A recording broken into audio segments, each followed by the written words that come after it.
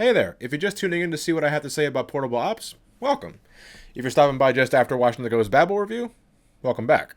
Let's continue on.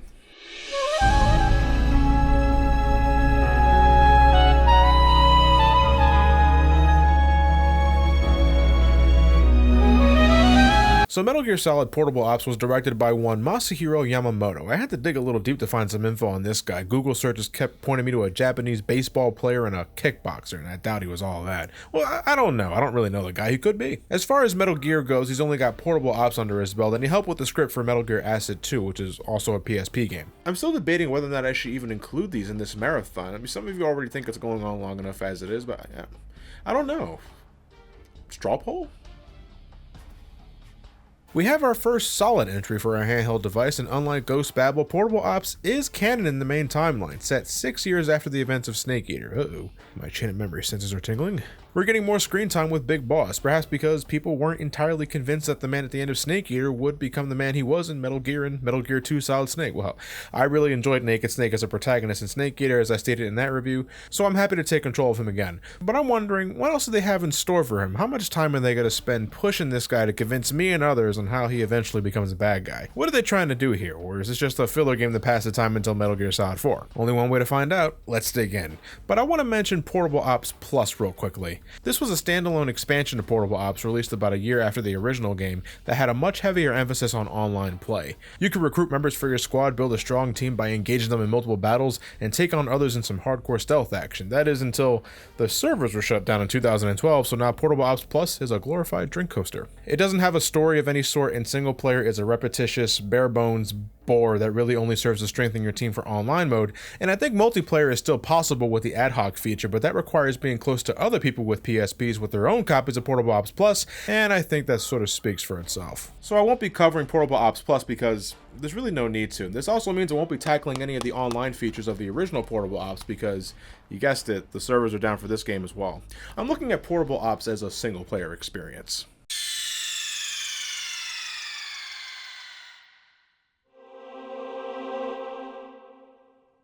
We join our hero, Naked Snake, or Big Boss, whatever floats your boat, inside a prison located in the San Jeronimo Peninsula in South America, currently being tortured by Lieutenant Cunningham, an interrogation specialist of the Fox Unit. Cunningham demands info on the location of the Philosopher's Legacy, more accurately, the second half of the legacy that wasn't delivered to the CIA by Ocelot at the end of Snake Eater. Snake isn't aware of what Cunningham is talking about, but Mr. Pegleg here is willing to play the long game and leave Snake in his cell.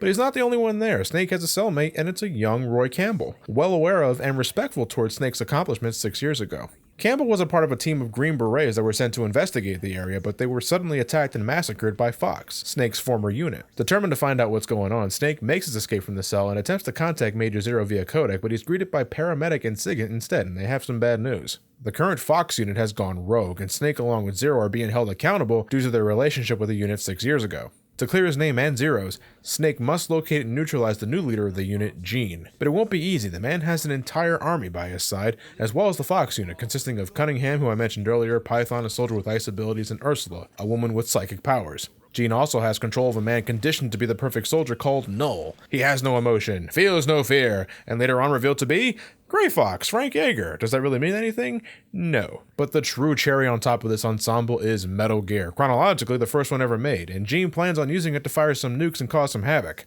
The concept of the first Metal Gear was introduced as far back as Snake Eater, but it was neglected in favor of the Shagohod because the idea of a walking tank was considered ridiculous by the Russians. And this is coming from the guys that had one-man flying vehicles. Snake and Campbell agree to team up and stop Gene, but they realize the two of them won't be enough. So in a major selling point of Portable Ops, Snake recruits numerous soldiers that are willing to fight for Snake's cause. He's got that magical eye patch now, so he has a natural charisma to him that a lot of soldiers find very appealing. And it also helps that these guys don't think very highly of Gene. Eventually, this also includes a teenage girl with psychic powers called Elisa. She doesn't do much besides provide some unnecessary foreshadowing to shit we already know about, but she does get Snake out of a bind at a crucial moment, so she pulls her weight when needed. Together they travel all over the peninsula, gathering intel on Gene's ambitions. The man wishes to create a world of ongoing conflict, to give soldiers purpose. That sounds familiar.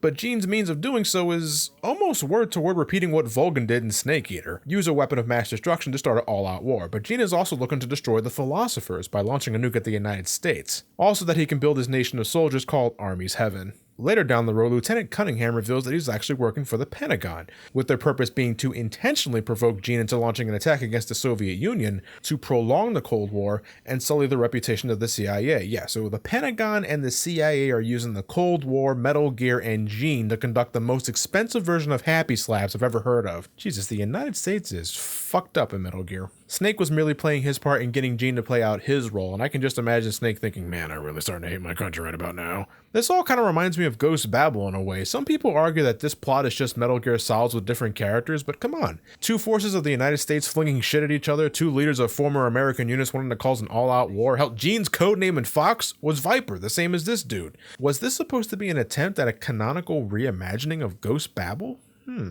So through a series of battles, one of which ends up killing Elisa, Snake eventually stops Metal Gear with the help of a returning Sokolov, who turns out to have survived the events of Snake Eater, and soon, Snake comes out on top, putting an end to Gene's plans, and before the man dies, he gives Snake all of his resources and data needed to build a nation of soldiers in a sign of respect. The Fox unit is destroyed, but in its place, Snake establishes Foxhound, reuniting with his former buddies while he's at it, and he's once again giving a badge of honor for his services to his country. I think by the third one he'll finally snap. But behind the scenes, Ocelot, in case you forgot about him, kills the director of the CIA and retrieves some documents pertaining to the identity of the philosophers, declaring that he plans on ending them, with the help of an unknown agent who turns out to be Major Zero, and he plans on getting Big Boss to join him soon. Now, this sounds like a straightforward story, huh? That's because it sort of is, a rather bland one too.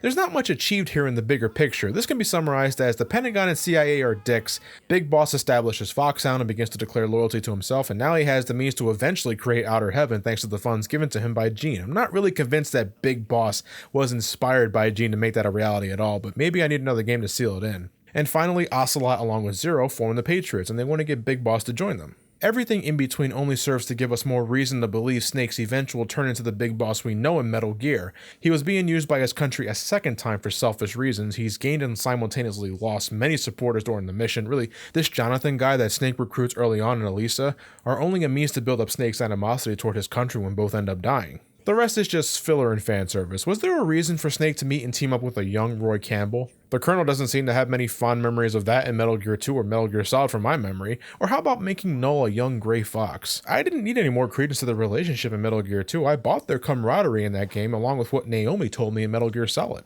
There's concern on whether Portable Ops is even canon or not. Some say it's because Konami likes to pretend it doesn't exist. You won't find it in the Legacy Collection for starters. Others believe it's because Kojima didn't direct it that it shouldn't count. I personally think it's all canon, but at the end of the day, it wasn't needed, because it does little to add to the lore. You're not missing anything by skipping Portable Ops. You can go straight from Snake Eater to Guns of the Patriots with no problem. As a 3D Metal Gear game on a handheld, there's nothing much wrong here fundamentally. Portable Ops is mission-based, a good choice for the system it's on. Missions rarely take longer than 20 minutes to complete, and dialogue, while still plentiful, is kept brief. A large part of the shortened conversation time is codec calls containing no voice acting. That's kept strictly to these stylized cutscenes. These look cool. I'm sure they could have gone with real-time scenes like in the other games, but they attempted something different here and I think it works. But in some scenes, it makes Snake look like a bum in desperate need of a shower. Look at that. That's a face of regret. The game looks great on the PSP, model quality, exterior quality, and the soundtrack is like a mix of Sons of Liberty and Snake Eater. It's perfectly fine, and the end credits theme, Calling to the Night, a song which I was introduced to in Super Smash Bros. Brawl of all things, is a great song too. The further I get into these marathons, the less I often have to talk about gameplay across the series, and Portable Ops is no exception mostly, as Snake is able to do everything he could do in Snake Eater, including CQC, but it was given a bit of a nerf. The CQC slam doesn't immediately incapacitate enemies anymore. Now I gotta wait for them to sluggishly get up and then awkwardly knock them back down. I look like a jerk. There's no more survival viewer, so you don't have to worry about ongoing injuries anymore, but stamina is still a thing you need to keep an eye on to stay in shape, and you can easily restore it by eating rations. The camera is based on subsistence, giving you the freedom to turn it however you please, but the one thing this game really needed was a second analog stick. PSPs only have one, so to turn the camera, you gotta use the D-pad, and that is cumbersome. I often find myself holding onto the L trigger to repeatedly set the camera behind Snake when moving. Granted, I find this better than using the face buttons like in Snake Eater 3D. They're back to being used for combat and sneaking around, and that's how I like it. But Portable Ops could have gone with a fixed camera like in the older games to alleviate the camera issue. They've considerably shrunken your inventory. Check this out. You're only allowed to carry 4 items on your person at all times. Now, why in God's name would they do this? I'm guessing to put further emphasis on Portable Ops' biggest addition. By knocking soldiers out, dragging them back to your truck, and persuading them, you can add them to your team, and there are many things you can do with your squad. Up to 3 other soldiers can accompany you during a sneaking mission to help level the playing field or to carry items you may or may not need during the assignment. You don't control them all at once, but you can switch squad members at any time by finding a proper place to hide and selecting the different character. But soldiers can also be assigned to different duties in between missions. Technicians can help you build classic gadgets like thermal goggles or remote detonators. Medics can help you and your member recover health and stamina at a faster rate between objectives, and spies can pinpoint you to special weapons, collect ammo for other things, and collect intel on the enemy. It's all very interesting, but ultimately unnecessary. They essentially took things Snake could do himself from other games and turned it into micromanagement. So instead of you procuring weapons on site or finding gadgets inside a locker, shit I was perfectly okay with for the record, they now have to be made or found in a specific way. It's all to put more importance on teamwork, but Snake is still perfectly capable of handling every mission on his own, even with that small-ass inventory. Portable Ops is just a smaller game in general. Areas, dialogues, cutscenes, the whole shebang.